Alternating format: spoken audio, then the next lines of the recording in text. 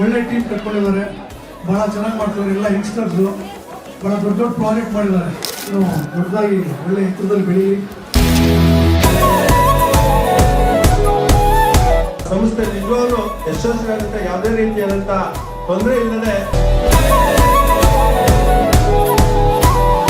Manjunath, John Joseph, Ramesh, Pallavi, ಸುನೆ, all the good luck.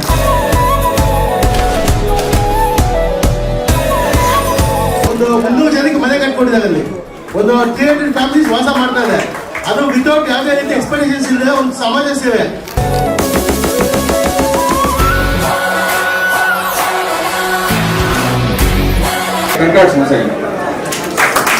Company ಇಷ್ಟ ಆಯ್ತು, ಅವ್ರು ಮಾಡೋ ವರ್ಕ್ ಇಷ್ಟ ಆಯ್ತು, ವರ್ಕರ್ಸ್ ರೆಸ್ಪಾನ್ಸಿಬಲ್ ಅಂತೂ ತುಂಬಾ ಚೆನ್ನಾಗಿದೆ.